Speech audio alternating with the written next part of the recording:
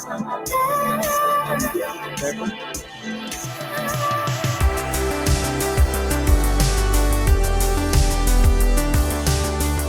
how's it going, everybody? Portable Trevor here. And today I have a very special guest. He's one of my best friends ever in my life. We go way back, and can't wait to talk more about that. And he's also a worship pastor at a church in Chattanooga. Please welcome my good friend Luke Littrell. What's up, man? What's up? How's it going? You having a good day? I'm having a great day. How was it? Why is that? Can you hear me? Yeah, I can hear you. Oh, you froze a little bit. Okay. I'm having a great day because I wrote you a song. No way.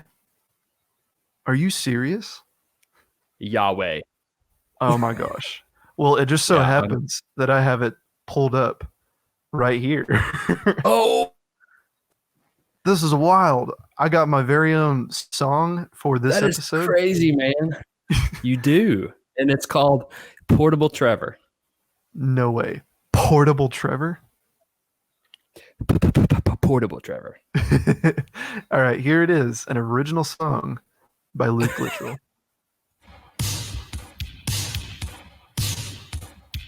One, two, three, four. It's Portable Trevor. This should be your theme song. It's Portable Trevor. He's Trevor and he's portable. Gonna be on the Portable Trevor show. I don't know what I'm gonna say or do or be like. Just Portable Trevor and me. He's gonna be a filmmaker someday. He likes video games and he wants to do a backflip. My favorite part. And he's portable and he's Trevor. Yeah. He's Portable Trevor.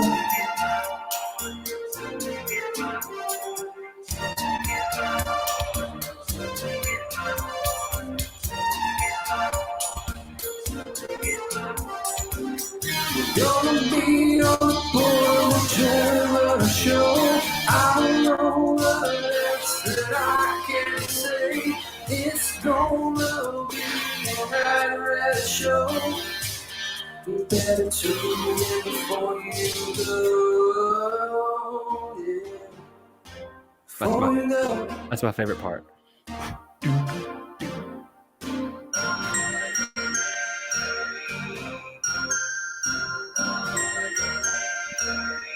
Hey, Jan Hancock. Hey.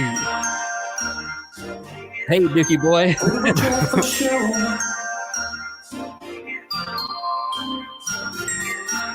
Portable Trevor. You know who it is. It's Portable Trevor. Beautiful. All right. Ready to go. What was your inspiration behind that masterpiece? Well, I asked you, what were the 5 things that described you? And you know what you said, Trevor? You probably remember. What did I say? You said you like video games, which I knew. You're a filmmaker, which I knew. One thing I didn't know about you is that you like to do backflips. No, I wish I could do a backflip. Oh, you wish you could do a backflip. Okay. What were the other things? Oh, you were silly. I didn't really put that in there, but by the way the song goes, you can kind of tell. That was 4. What was the 5th one? I'm portable. Oh, yeah. As you said in the song 80 times. Put it right in your pocket. Do you know who T-Off is over here, Luke? He said, guess who? Guess who? Let me guess. Tracy Hancock. Ding, ding, ding. That's my dad. He's in the comments. Thanks for watching, Dad. But yeah, Luke, let's get started, man. Like we haven't already. But we've been friends ever since I was born. My mom was telling me that a story about you being so excited about me to be born. Yeah, I don't remember that. Ever. Let's see. I'm trying to think. Probably the earliest memory I have of us. I think I remember holding you, but I don't really remember how old I was. I can still hold you, but I choose not to. So, Well, you should do that way more often. yeah. And then I remember going on vacations together, going to Disney World together. We had a great time. One of my favorites. I don't even remember doing this, but I remember we were watching some vacation tapes, which my parents know I hate doing. I hate watching old videos of myself. I just think I was such a dumb kid, and watching myself just angers me. I'm like, you guys should have hit me more often or something. But there's one where me and you are on vacation in Florida, I guess, and the winds are just like insane, and me and you are like 3 feet tall. Maybe you're a foot taller than me. But we like grabbed onto the guardrails on like our balcony in our like hotel, and we're just like pretending like the winds are just picking us up when we're going, oh my gosh, hold on, Luke, hold on. That's awesome. So, are you But going yeah, on vacation this year? I don't know. I started a new job, and I'm not sure when I will be able to go on vacation. What about you? We're supposed to be going next month. Hopefully, we can. Hopefully, we can go. It's Panama City, so Hmm. we'll see what happens. You think it'll happen? I think so. I need a vacation. I need a Yeah. vacation from all of this craziness. Yeah. What have you been doing since all the Corona stuff happened? Well, I've really been working from home. I'm a worship pastor, so it's a lot of the administrative stuff I get done at home, but we do record and pre-record all of our music and everything, and then we play it on Sunday morning. So a lot of my time is doing that. I gotcha. So what's that been like? Because a lot of churches have started doing that. It's really, really weird when you go and you're used to singing to a bunch of people, and then you go and you're singing, and really there's nobody in there that's worshiping with you. It's kind of strange, but it's been good. We've had I'm a worship pastor at Dallas Bay. Let me rep this here, Dallas Bay Church. Ooh, fancy coffee mug. Oh. So I work at Dallas Bay Church. I've worked there for about 10 months now. Great church. It's in Hickson, Tennessee. Isn't that long? Wow. Yeah, I know. It's crazy, isn't it? Mm-hmm. I feel like you just started there like a month ago. I know. Yeah. So we usually haven't streamed all of our services, which has been, different. A lot of churches will stream them. But in the past couple of months, we've streamed everything, and we've had a huge success with our website, our app, Facebook Live, and YouTube Live. We've had over an average of 10,000 people per Sunday, Wow. which is fantastic. So we're definitely going to utilize that in the future and keep doing that along with our live services. So we're looking forward to reaching a bunch of people. Yeah, absolutely. And have you always wanted to be a worship pastor?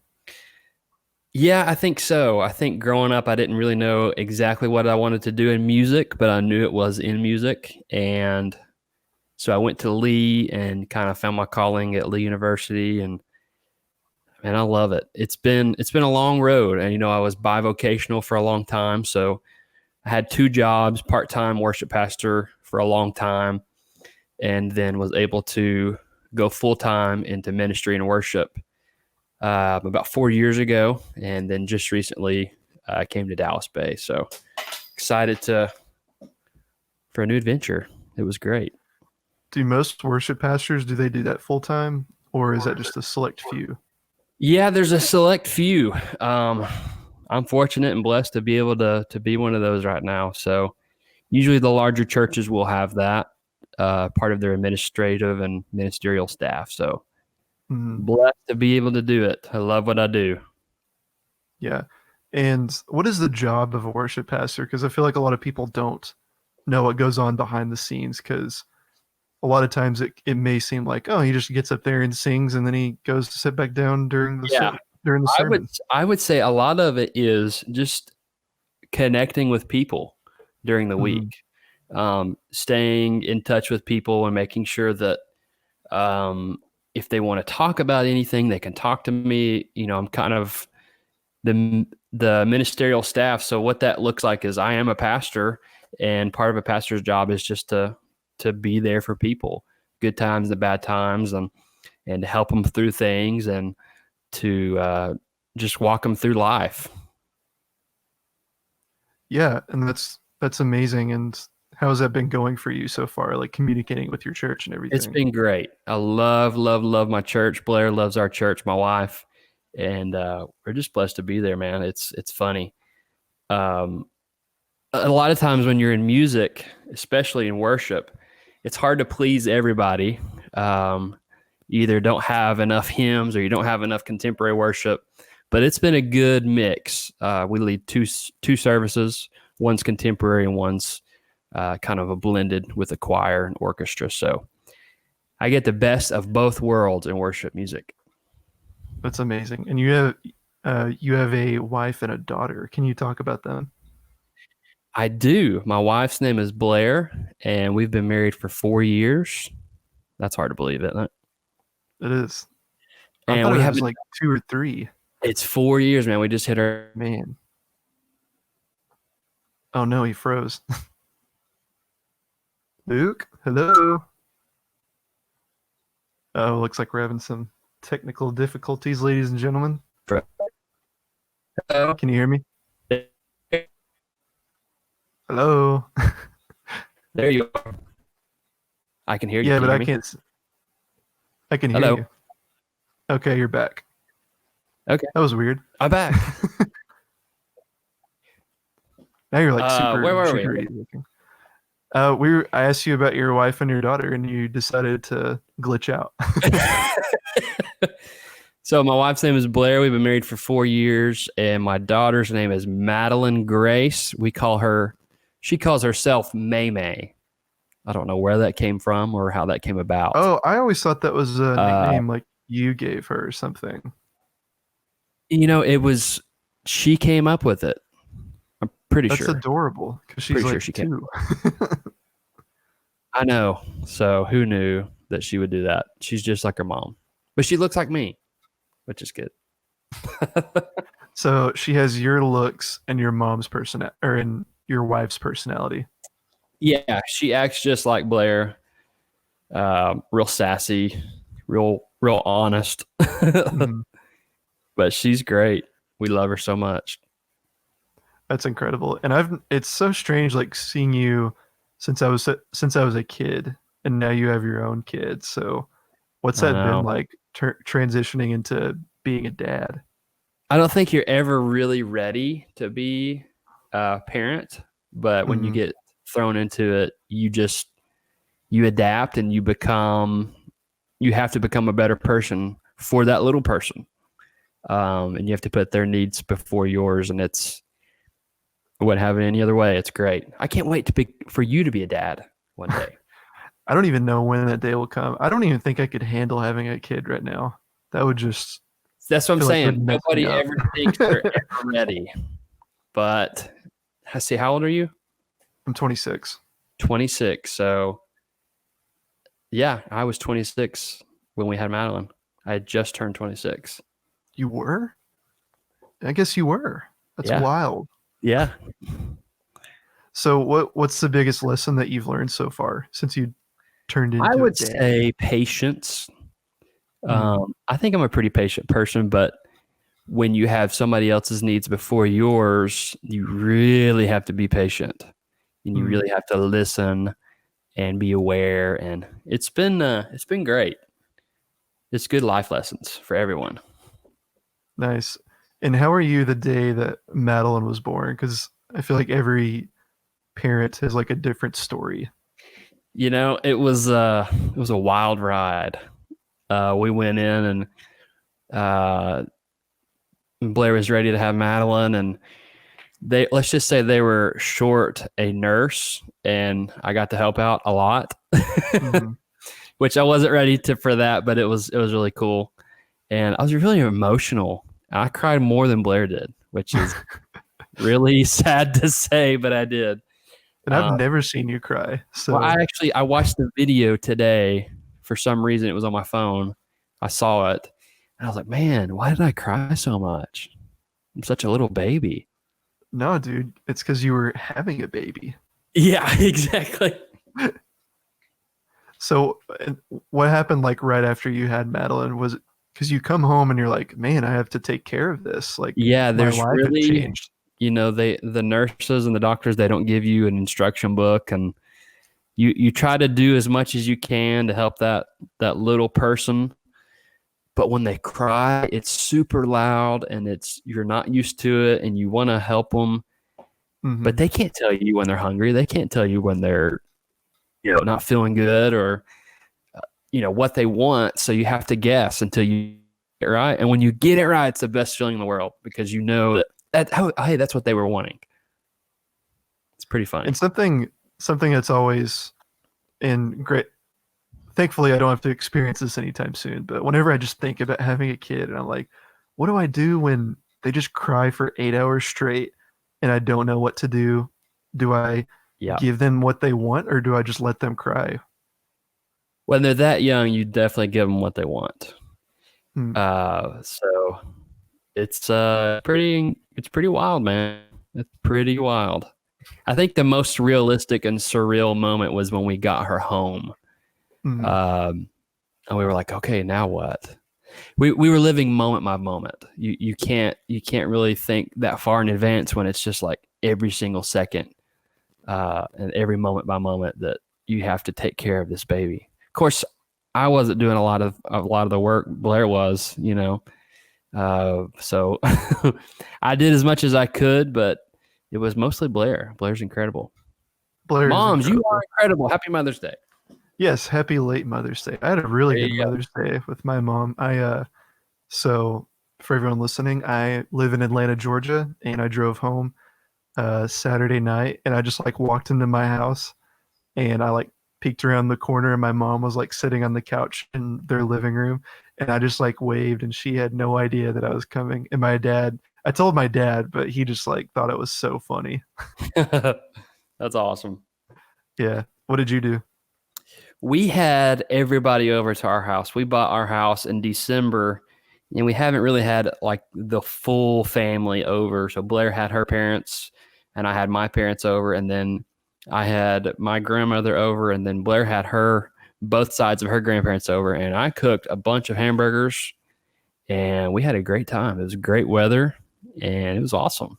Had 15 people over.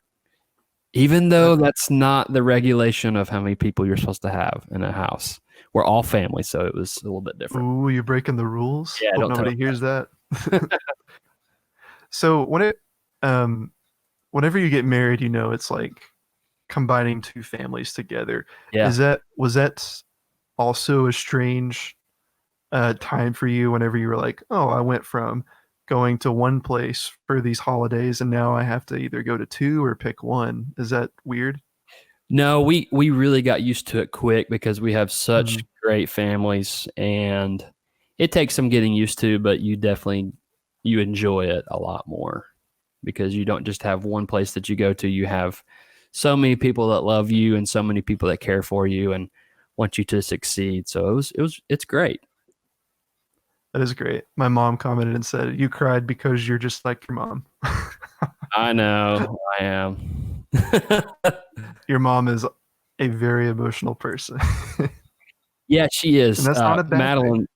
Madeline, the other day, my mom cried for some reason when she came over or something. Oh, it was the first time she saw her um, during this quarantine, Ah, and we had waited a long time for her to be interactive with people, but we kind of thought, hey, it's her family. She needs to see family. So mom came over and she starts crying, and for some reason, Madeline understood that it wasn't a sad cry, but it was a happy cry. And Madeline goes, Riri. She calls her Riri. Her name's Cherie. She goes, Riri, you're doing a happy cry. That's a good cry.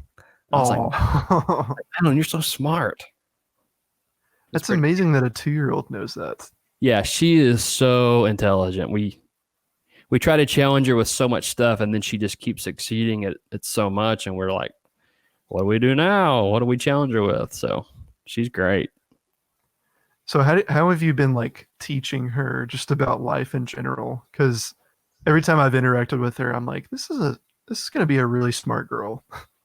I think the biggest thing is just lead by example and Hmm. show her how to act, how to react. That's a big one. If something goes wrong, you don't just scream and hit the floor and cry and stomp your feet. You know, you have to. We do a thing where we say, take a big, deep breath, count to 3, and then relax. And she's done that, and it's helped her. So leading by example is the biggest thing that we've learned. Now, she does have her days like we all do. But just showing her how to act and react is good.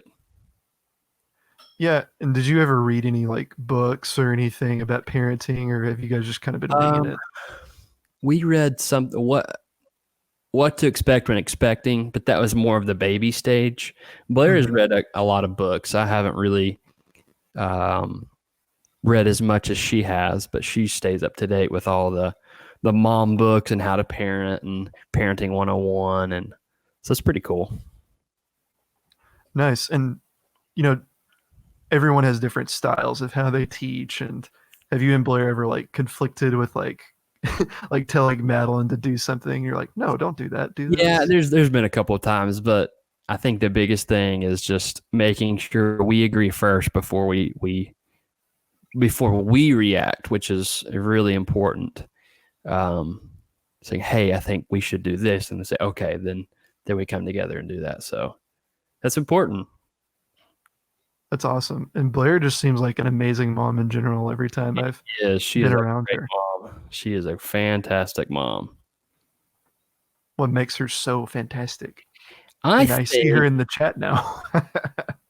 Oh, she said I am, and then she put what is that face that she put? Yes, let's hear it, Luke. It's a happy face. So your wife is Good. listening. You better say good things about her. That looks like a Jason mask, like a scary A Jason. happy Jason mask, which is somehow more terrifying. Yeah. She's super patient with me personally and Madeline. She loves to teach Madeline because she is a teacher by heart, and that's what she does for a living. And she puts us before herself, which is really important. Blair said it's a robot. Okay. Oh, okay. Okay. That makes a lot more sense. She's great. She deserves a lot more recognition she gets. So there you go, Blair. And so with parenting, it seems like there's a lot of sacrifice too. Can you talk about like everything that you've had to like put aside for the betterment of like your daughter? I think that entertainment is a big one. You know, when you first, I think Blair could attest to this, that when you first have a baby, you're used to watching Netflix until 11:30 or 12 o'clock at night, and you know, playing video games, and doing all kind of stuff. Going to the movies, you know, little things that you kind of take for granted, and you don't realize that, hey, this isn't a real thing, or you don't really get to do as much when you have a kid. But again, we would never have it another way, because we know that is something that can come later, and we know that these years are such pivotal years, and we need to put as much time into her life as we can. Yeah, I remember one time I came over, and this is not a knock at Blair. I think she made the right decision, but Luke was playing Red Dead Redemption 2. And if you don't know, it's a very, very violent cowboy game. And Luke just started like shooting a bunch of dudes and stuff. And Blair was like, hey, no. Maybe that's not the best idea, Luke. Yeah. And I like came over to hang out with you. So I was like, heck yeah, Red Dead Redemption 2. And then I was like, let's play, oh man. yeah, there's a child here. Yeah. Believe it or not, man, their minds are sponges. Everything you say and how you react and what you do, they see that, and they react the same way you do, or they'll do the same thing you do. Monkey see, monkey do. That is literally how they act. Blair Yeah. said, we haven't seen a movie since Frozen 2. Yeah, that's probably Oh true. my gosh. I haven't seen Frozen 2. Is it good? Oh, dude, you got to see it. I know it's on Disney Plus. I'll gladly Disney watch Plus. it. I enjoyed the first one. Speaking of Disney Plus, this is sponsored by Disney Plus. I'm just kidding. Oh, I wish. We'd get a lot of money. My friend Alex said it's not good. I will say I liked Frozen 1 better. Okay. But it has a power ballad, though. It does, and it also has an 80s style song by Christoph. So, well, then I already like it better. So Trevor, I knew you would like it, and there you go. Yeah, man. And we'll play this at the end of the show, but Luke made me a song for this episode, and he made it in the style of the 80s, which I loved. And that's so cool that you, within a couple hours today, just like took the style of the 80s and put it into one thing. So what do you think defines the style of the 80s with music? There's a lot, I think, musically. The drums are key. Hitting on 1 and 3 for the drums, the power synthesizers, the electric piano sound. And it's just the way that the people sing too. It's just different. The chord structure is different, but I won't go into that. It's super musically nerdy. So nerd.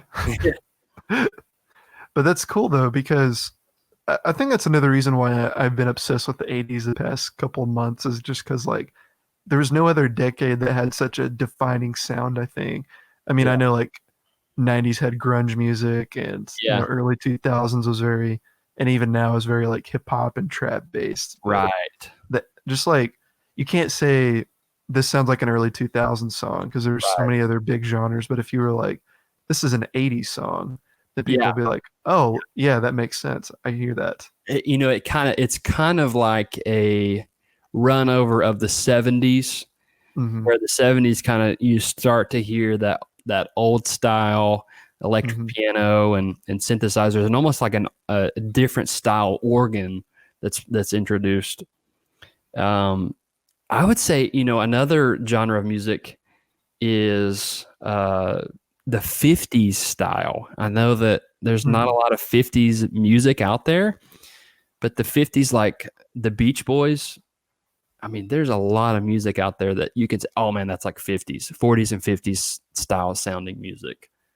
There's an artist that I really like. He covered God Only Knows by the Beach Boys, and it's so good. I was like, I don't even remember the original version of that. And I went back and I was like, this is cool.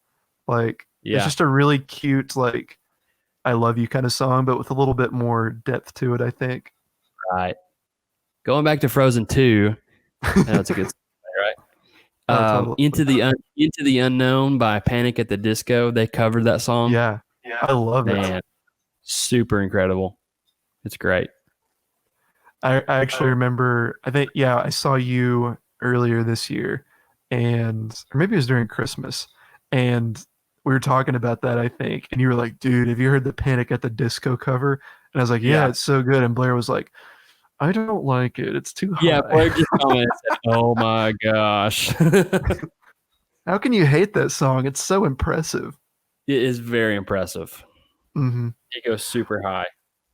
So you've studied music in college and just ever since you were a kid. Like, what do you think makes just like vocally something impressive? Because a lot of people can sing high or sing on key and everything, but like with Brendan Urie, his voice is just so powerful. Like, why do you think that's possible? I think it's a lot of distinctiveness.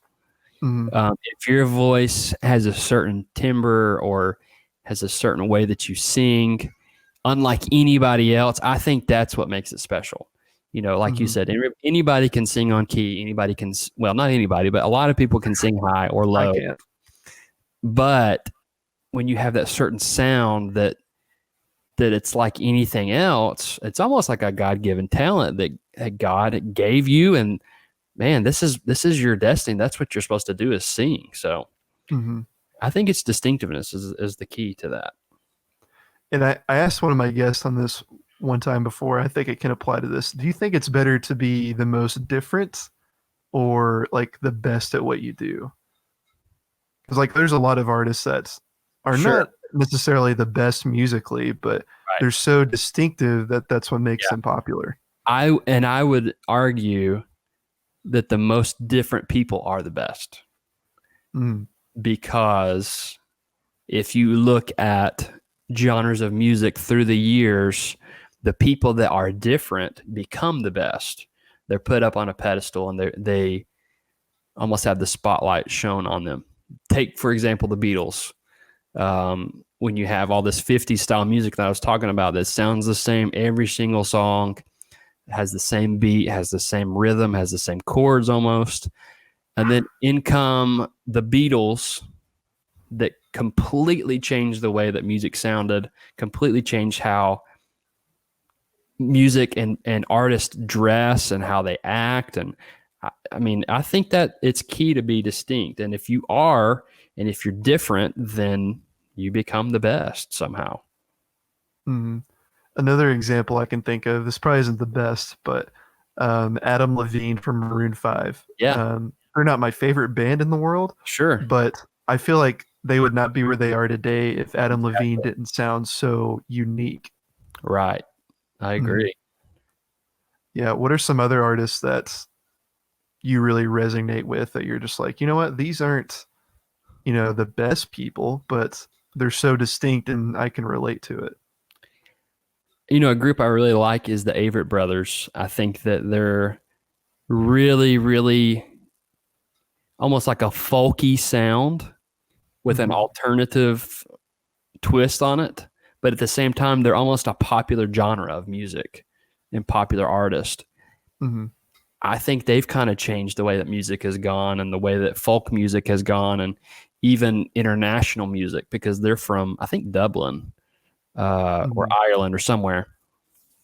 That's a group Yeah, I I really know they were European. Another artist that I can think of is, and I've talked about these guys so many times on my show, but the Midnight.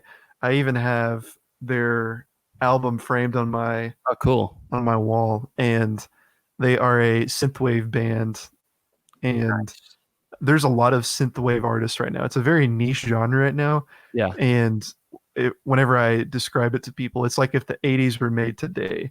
It's got those same sounds. It's got those kick drums. It's got that 1/3 right. um, rhythm to it, and but it's got higher production value, and it's just got things that that weren't available in the '80s that they can Right. throw in there, but can make you still like kind of ponder and think, oh, that sounds like it could have come out in the '80s. And Yeah. also the singer, his voice is so distinct, like you could 100% pick it out of a crowd. His name's Tyler Lyle. Okay. It's really weird because he's like a folk singer most of the time, Yeah. and he uses the same voice that he does in the folk music as he does in the '80s, and it works somehow. Huh. Yeah, it's Very really cool. Blair commented and said a couple of artists are Prince, Michael Jackson, Queen Bee, and Lady Gaga. Are you talking about Beyonce, the Queen Beyonce. Bee? Yeah. Yeah, that's a great example. I mean, Beyonce, It is. a lot of people think that she's the best. She's not my cup of tea, but she has a very unique voice, and it's powerful too. Yeah. Super powerful. I mean, what are your thoughts on her being part of the Illuminati? Getting into conspiracy theories here. I'm not really into conspiracies, but I think the Illuminati might be real. Although it's so funny. Blair can't stand it when I say that. I'm like, she's part of the Illuminati. She loves Beyonce. I heard I've heard so many stories about people like that being in clubs like this, but at the end of the day, I'm just like, does it really matter if they are or not? Like, what is this club gonna do to you? Yeah, exactly. They just have a funny looking logo on our dollar bills. That's all. Yeah. Blair said, I'm part of the Beehive. Okay. Oh, so I was right. That was Beyonce.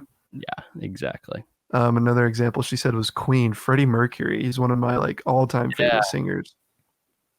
Super Again, powerful doesn't voice. fit the mold of a person singing or stylistically, musically saying, they don't fit in, which Mhm. I think is key. If you watch the movie, what was the Queen movie that came out? Bohemian Rhapsody. Bohemian Rhapsody. If you watch Mhm. that and how they write that song, and every song during that time period was 2.5 to 3.5 minutes. And if Mhm. you didn't fit in that time frame of a song, you weren't going to be played on the radio. And Bohemian Rhapsody being 7.5, 8 minutes long, that wasn't going to be played. But they wanted to do something different, which I think everybody knows that song now, and it'll live forever, honestly. Yeah, and that's something that we here at the Kind Punk House. That's what we call our house here. We're really big on just punk rock and being rebellious, and that's not to say we're going out of our way to defy authority, but I think Queen represented what like true punk rock music was.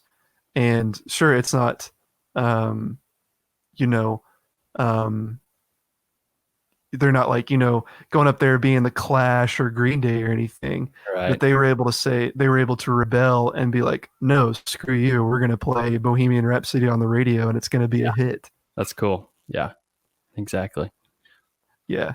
And what are some other genre, or is there any other artists that you like that musically they almost break all of the rules, but at the end of the day they're just good? I think a genre of music that really broke barriers and molds is jazz. If Hmm. if you really think about it, it's only been around 100, 120 years, and that style of music was not really heard of or wasn't really even thought of um, 200 years ago, which is crazy to think about. And they really started playing in bars, and it became a way of living, and it became a way of how people react to things and how people. Um, it's just a really cool genre of music to think about. Not Hmm. even a specific artist. I mean, there's so many jazz artists out there that I could name, but just that whole genre of music is just different. Yeah, and that's a genre that I've not really dove into, and it's not something I'm gonna say I'm a huge fan of, but I really appreciate that genre of music and Yeah, what like there's so many artists today that we wouldn't have if it weren't for jazz, because a lot of like exactly. rappers and funk artists that I like, they take a lot of inspiration from it. Well, if you even look at music today, R&B is one of the biggest. I would say one of the biggest genres of music today. Do you even know what R&B stands for? Rhythm and blues. Rhythm and blues, which is a style of jazz. So there you I go. did not know that part. That's Yeah. cool. Let's see. Your dad said jazz was the punk rock of its day. There you That's go. very true. I think another genre that I can think of is ska music. And if you guys don't know what that is, think of like Tony Hawk Pro Skater music. It's got like it blends in like the horn section and just like punk rock in general, and it's just like, whoa, this is cool, and a little bit of reggae, I think. Yeah. That's another genre of music that's pretty cool, is reggae. Yeah, I think that breaks a lot of molds too. Absolutely. Especially, you know, and a lot of this music, if you think about it, started in a certain place. So Mm, if you think of, jazz starting in New Orleans and kind of down south, and then made its way up to New York, and then it just kind of spread all over the country. Um, Jazz was again one of the really groundbreaking things that was started in the U.S. musically. mm, Classical music being started over in Europe. I mean, there's so many genres where if you kind of pinpoint it, it started in a certain place.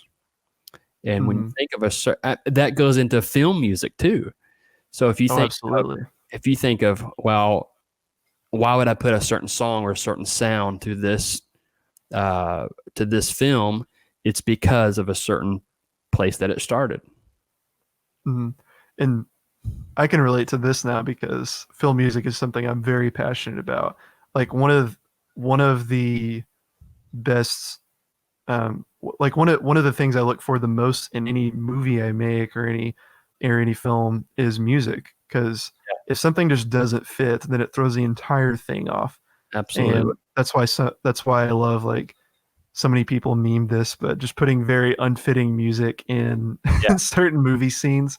Right. One of my favorite examples is just completely taking out the music in Jaws whenever the shark is going Yeah. around the boat. It's so funny to watch that scene without the music. It's almost a comedy. Exactly. But with that dun dun dun dun, it's like terrifying. It's like, oh my gosh, are they going to make it or not? Exactly right.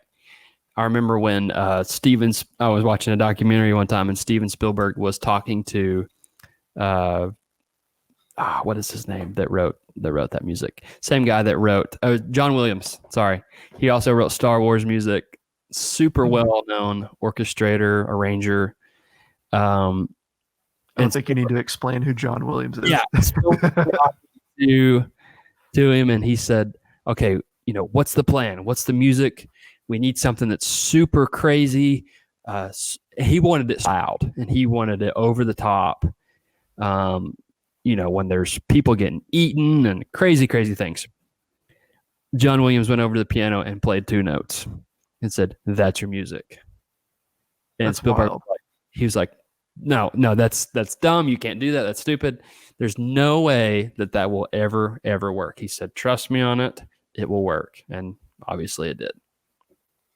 That's so crazy that 2 notes are what can terrify you and send like a chill down your spine whenever you watch that scene. Absolutely. And for everyone that's not watched, old cinema like Jaws or something like that, if you're a new fan of new horror, that scene probably does not do anything to you. But if you put yourself in the place of where Spielberg was, I could talk. This entire show could be about the making of Jaws, because I know like almost everything about it. It's one of my favorite behind the scenes stories. Yeah, absolutely. Mm-hmm. Well, you think about even a long time ago with silent films, there was literally no music that was put with the films. But when you went to the theater, they had a musician that would play the organ, that would play with the video playing in front of them. They'd never seen it before. They get 1 or 2 tries to make sure that they really kind of figure it out. And they play along with the film, which is crazy to think about how talented those musicians were that did that. And I've always wanted to try this, but whenever I've seen a silent film, I'm like, this is boring. But Yeah. I watched a video talking about why you don't enjoy silent films. And I want to go to one, but there are some theaters and like orchestras in America that play these films in theaters and play the music that was originally written and composed for it. Cool. And I was like, man, that would be so awesome. As a filmmaker, I really want to go do that. Right. Well, it's like going to plays nowadays or musicals. You've got a live orchestra there and live director, and it's just really cool. It's a thing that's kind of dying off, which is sad to say. But when you can write a whole piece of music from your laptop with instruments that are not real, that sound real, why would we pay thousands of dollars to have this orchestrated and have people that are playing it? And I would say to keep music alive, to keep musicians alive, like me. Absolutely. And one of my favorite artists, and I think you know who this is too, Ben Folds. Definitely one of my favorite artists. He tours across the world with all sorts of orchestras, like around the cities that he performs in. And I heard an interview with him once, and he said, like, pay to go see orchestras, because once they die off, they're never coming back. Right. Exactly. I find that really sad. And you've also you've traveled around the world. How does music like differ like as you've traveled all over? I would say, and I know this is a very cliche saying, but music is a language that everybody speaks, no matter where in the world you are, from the rainforest all the way to Europe. It doesn't matter where you are. people play music. It's part of their culture. It's part of who they are. It's how they speak. It's how they interact with one another. It's how they celebrate. It's how they mourn. It's something that we can all do, even if it's just making a drum beat on the floor or, with anything. There's so many cultures that have made their own instruments. That's fascinating to me. But music's everywhere, and it's a language we all speak, and it may differ between countries, but we all have the same sort of mentality of how it interacts with our everyday life. And that's a really fascinating point, even though you said it was cliche, but it's true because, when you're sad or feeling some type of emotion, what do? You find that perfect song that like fits your mood or something. Whenever you're feeling really good or you're going on a nice sunny drive, you play really happy, upbeat music. You might play like the Bee Gees or something like that. I don't know. Yeah, let's say you're driving down the road in your convertible with the top down. It's 80 degrees outside. It's a summer day. You're driving down beautiful stretch of forest down the Ocoee River, whatever. And then you're listening to something that's just terrifyingly horrible. It's going to change the way you feel. It's going to change the way that you look at things. It changes everything. And to go back to like the memes that I love, like people putting unfitting music in situations. That's some of the funniest things I've ever seen. Like playing that "Hello Darkness, my old friend" over something that's just like undeniably like positive. Is just hilarious to me. Yeah, exactly. Grade A comedy. That's right. My mom commented, said, "Do y'all remember Don and Tracy, our dads, singing VeggieTales with y'all in the car?" I do very distinctly remember that. Tell me about that, Trevor. I just remember like, "Oh, where is my hairbrush?" and the bunny song, the bunny, oh, I ate the bunny. That's awesome. Do you remember that? I do remember that.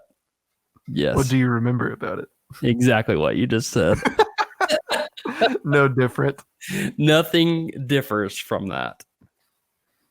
I think it was a pretty good description. What else do you remember from our childhood, Luke? Let's see. Have we talked about the video kid?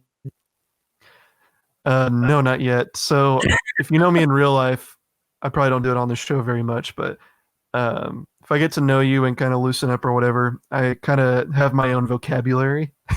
And I don't say videos, I say videos. So if I'm making a video, I'm like, "Hey, I'm going to go make a video." Or if I'm playing a video game, I say, "I'm going to go play a video game."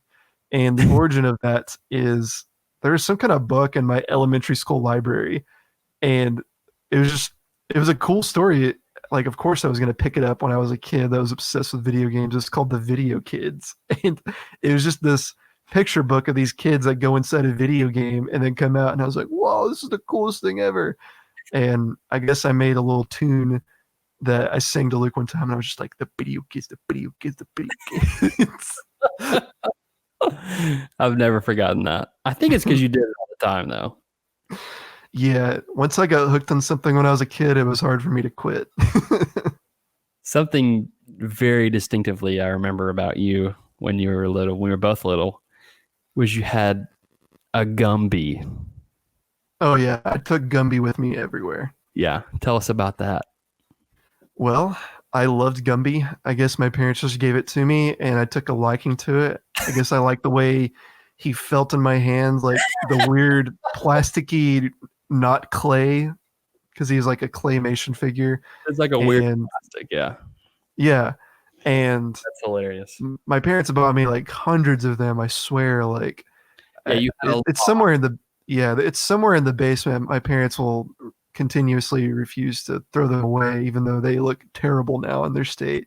But I have a whole bucket in my parents' basement of just Gumbies, like just a bunch of tiny little and big Gumbies everywhere. Explain to someone that doesn't know what Gumby is. Gumby is just a claymation doll thing that was a huge cartoon in like the 60s, I think. And it's like taken different forms throughout the years. I don't think they make them anymore, but like if you go to pretty much the only place you're gonna find one is if you go to like a Cracker Barrel. Cracker Barrel's like, we got to keep making these Gumbies and we got to keep selling them. Yeah, I remember a couple times that I've been to a Cracker Barrel in the past like couple years. I'll like go to the toy section just to look because I'm an adult, and I'll see a Gumby and I'm like, hey, there's Gumby. I used to play with you. You have like a flashback for just 10 seconds or so, and you like stare at the Gumby and think about all your childhood memories.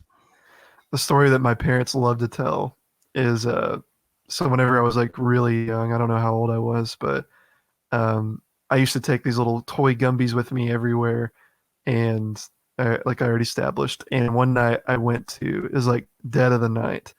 I went to go pee, and I had a Gumby in my hand, and I flushed the toilet, and I dropped Gumby down the toilet, and he flushed, and I just let out a scream, and my dad thought I'd like died. And he goes to the bathroom and he's like, okay, what's going on? And I'm like, I flushed Gumby down the toilet. Do you want to read my dad's comment? Oh, you haven't lived until you have slept with a Gumby. I highly recommend that. It's an experience everyone needs to have. Behind you right there, please tell me there's a Gumby in your bed right now. There is not. I need to have one. I have like a little nerd shelf right here. I need to put Gumby on there. Oh man, that's funny. Yeah. Was there like a toy that you had that you took everywhere? I had a blankie. I didn't really. I remember that. Yeah. Kind of had an obsession with it. So. Yeah. It was like this old ratty looking blanket. Yeah, I took it everywhere. It was kind of gross. And I'd rub it inside my ear like this. Ew. Yeah, it was really weird. I touched that thing, so I touched your earwax. Probably. Gross. I remember another childhood memory. I was just like, oh wait, here's one. I remember one time we went to like a Best Buy or something, and you bought this new James Bond video game, and we were in the car, and you asked your mom, you're like, Mom, take off the plastic. And so there's 2 layers of plastic to like every video game. There's like the plastic that you're supposed to take off, and then there's the plastic around it that like covers up the case. Right. And your mom like took her fingernails and just like went through all of it, and you just like got so mad at her. You were like, Mom, no. Yeah, like what? What are you doing? Why? Do you remember that? Very. Yeah, I think so. I think I do. That was so funny. Yeah. And another cool thing about Luke, his parents still have this room, but Luke had the coolest attic. He had a Coke-themed attic that they like watch movies and play video games in. Yeah, Coca-Cola. What can you? Yeah, just Coke. Guarantee you've never seen anything like it. Yeah. It's pretty wild. Yeah, there's just a bunch of white powder up there. Yeah. Hey, welcome to the Coke room. Yeah. What was that like having that as a kid? Was that cool? It was cool. Like you said, I did everything up there. I played video games and stuff up there. So, are you there? Yeah. Did you just finish what you said? Yeah. Sorry. I was like waiting for more. I was like, that comment. Kendall. Oh, Kendall, why did you say Papa? Can't wait to hear your explanation. Yeah. I don't know what that is. Yeah. But Luke, we're nearing the end of the show. I would like to play the theme song one more time. Okay. People that are watching, I want you to comment. And if you comment yes, that means that, before we go there, Trevor, my dad just said hot dogs. Yes, I was obsessed with this. 2 foods, hot dogs and Pop-Tarts. And Luke and his family love to bring it up every time they see me. Yes. Hot dog.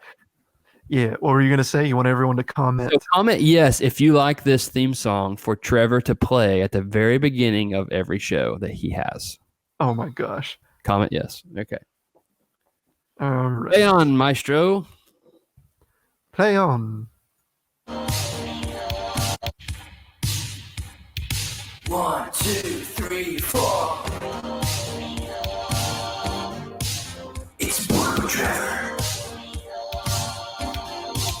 He's Portable Trevor. He's Trevor and he's portable. Gonna be on the Portable Trevor show. I don't know what I'm gonna say or do or be like. People like Just it. Portable Trevor and me. It's gonna be a filmmaker someday. I'm your Papa. He likes video games and he wants to do a backflip.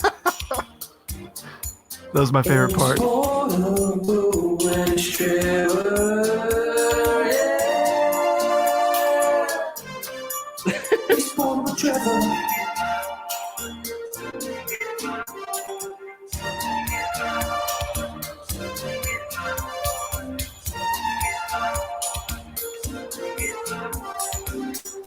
Gonna be on the Portable Trevor show. I don't know what else that I can say. It's gonna be a right show. You better tune in before you go. Yeah. Before you go. And then I like this robot voice you added.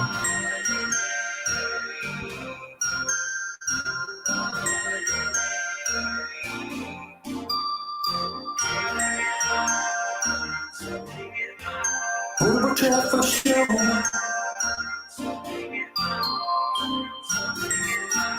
Portable Trevor. Portable Trevor.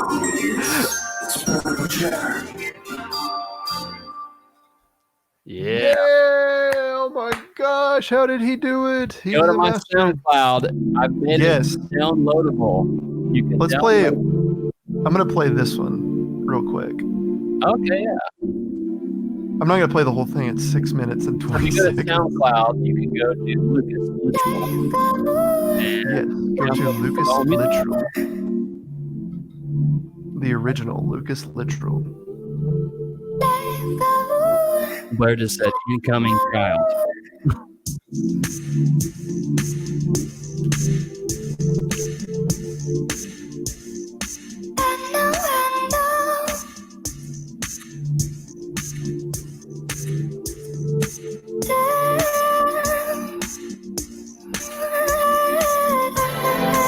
Ooh.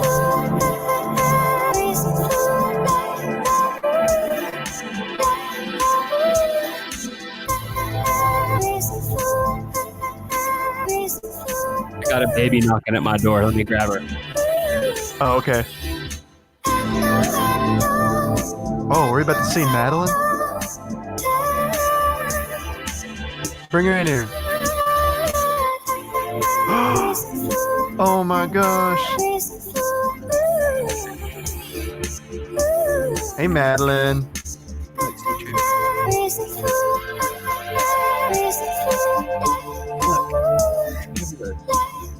Hey, Madeline.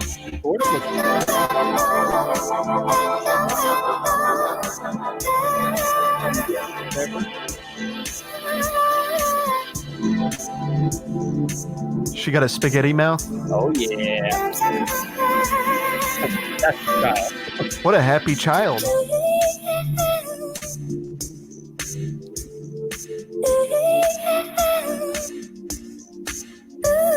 Yeah, so you can see music I've made. If you want a song made for you specifically, I can do that.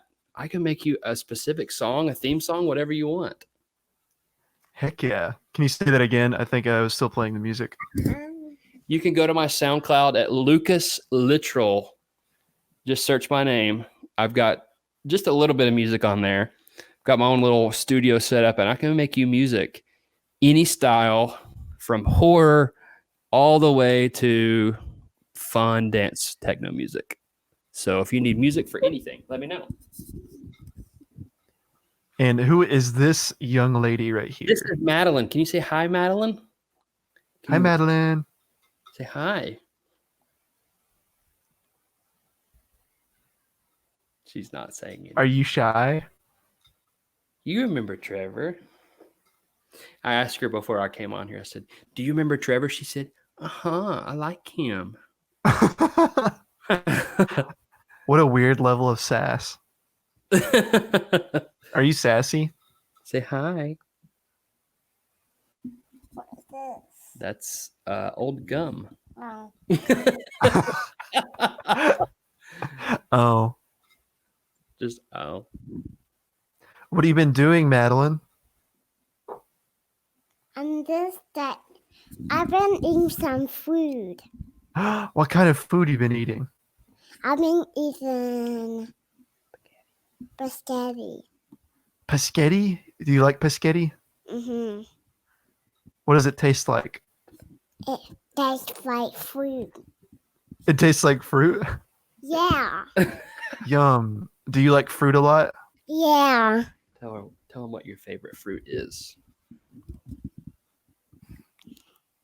What's your favorite fruit? Cantaloupe. Cantaloupe. Cantaloupe. Wow. Good job. What other kind of food do you like? What's your favorite food? What do you like? I know this is a big question. What do you like to eat? Say we like spaghetti and spaghetti-os and fruit. All kinds of spaghetti. Say Madeline, what have you been doing for fun? She's a good. You getting distracted? She likes what? She's a good person to interview. Oh, absolutely. You were doing so well talking about paschetti. Oh, don't do that. That'll hurt my ears. Say bye, Trevor. Can you say bye? Bye, Madeline. Wow. Go back downstairs with mommy, okay? I don't want to. Okay, you can stay with me. Cool. Well, Luke, thank you so much for coming on, man. Would love to have you on again. Yeah, go check out Luke, guys. Hire him for all of your music needs, and you can watch his worship pastoring on Sundays. They live stream all the time on Facebook and YouTube, I think. Dallas Bay Church. Check us out. Yeah, so if you're in the need for some worshiping, you can go look them up on whatever platforms they use, Facebook and YouTube, right? You can go to dallasbaychurch.com, Mhm. or you can download our Dallas Bay app, or watch us on Facebook Live or YouTube Live. Cool. Well, guys, thank you so much for watching. Thank you, everyone that tuned in and everybody that's watching afterwards, like whenever I put it on YouTube. So what is she doing? I have no idea. Well, all right. See you, Luke and Madeline. Hope you guys have a great Bye, day. Trevor. Have a blessed day, everybody.